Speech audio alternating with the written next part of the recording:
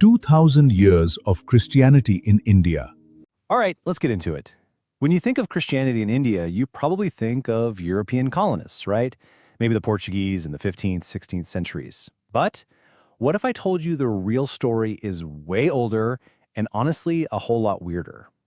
We're talking about going back all the way back to the very beginning, to a story that kicks off 2,000 years of history with one of Jesus's own apostles. So, yeah, that's the big question, isn't it?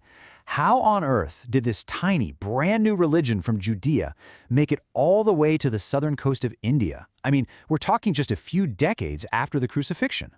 Well, the traditional answer, it's not just a story, it's an adventure of epic proportions. And this is where things take a really wild turn. Seriously, just forget everything you think you know about how missionary work gets started. Because the foundational story of Indian Christianity, it doesn't begin with some eager volunteer ready to spread the word. Oh no. It starts with a divine scheme to sell an apostle into slavery. Okay, to really get this, we need to talk about a specific group of people, the Thomas Christians of Kerala, down in South India. This is an ancient community, and for centuries, they've passed down this incredible story about their origins. A story that puts the Apostle Thomas, yes, that Thomas, right at the center of it all. So the story comes from this really old text called the Acts of Thomas, and it goes something like this. After the crucifixion, the apostles get together in Jerusalem, and they basically hold, well, you could call it an apostolic lottery. They're dividing up the whole known world to figure out who goes where. And when they draw the lots, guess who gets India? Thomas. And let's just say, he was not thrilled. This is his actual response, and it's just so human, you know? He's basically saying, I'm a Hebrew man. How can I possibly go to India and preach? He's scared. He thinks it's impossible, saying he's too weak. He doesn't know the language. This isn't some superhero saint we're talking about.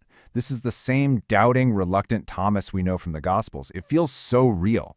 So Thomas basically puts his foot down. He flat out refuses to go. And that meant a more creative solution was needed. Divine intervention was definitely on the table, but probably not in the way you're imagining. What happens next is, well, it's almost like a scene from a comedy. First, Thomas says no. Then, Jesus himself appears to him in a vision, and Thomas still says no. He literally says, send me anywhere else you want, just not India. So what happens? Right on cue, this merchant named Abanis shows up in town. He's looking for a top-notch carpenter for a king back in India. And who does he bump into at the market? Jesus. And guess what? Jesus just so happens to have a slave who's a carpenter that he's looking to sell.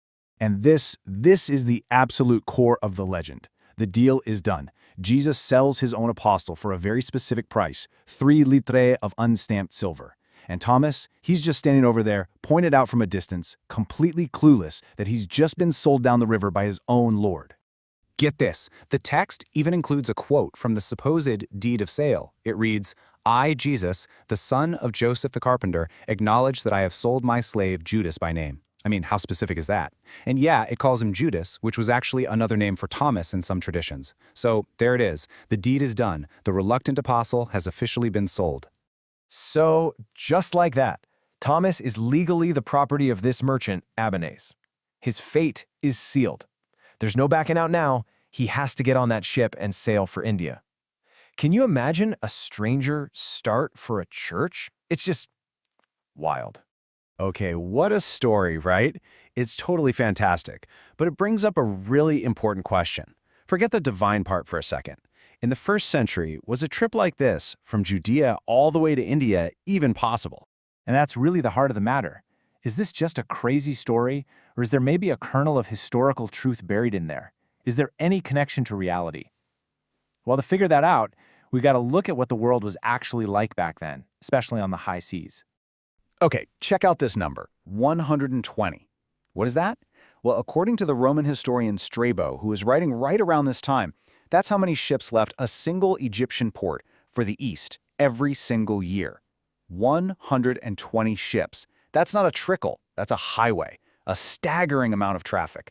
And look, the evidence for this massive trade boom is just overwhelming. Archaeologists, they're digging up Italian pottery in India from this exact period.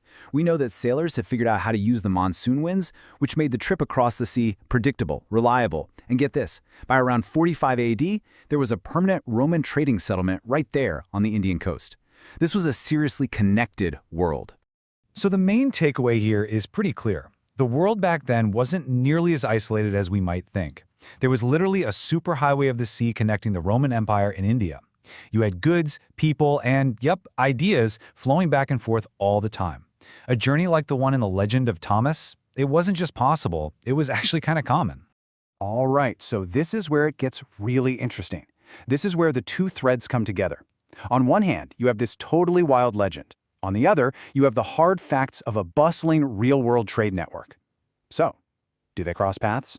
And this is exactly where we see the connection. Think about it. The legend is super specific about what the Indian king needed: a skilled craftsman, a carpenter. And what does history tell us? That skilled labor was a huge commodity moving along these exact trade routes. It wasn't just spices and pottery. Back in the story, on the ship, the merchant Albanese asks Thomas, "So what can you do?" And Thomas's answer is fascinating. He doesn't say, "I'm a preacher."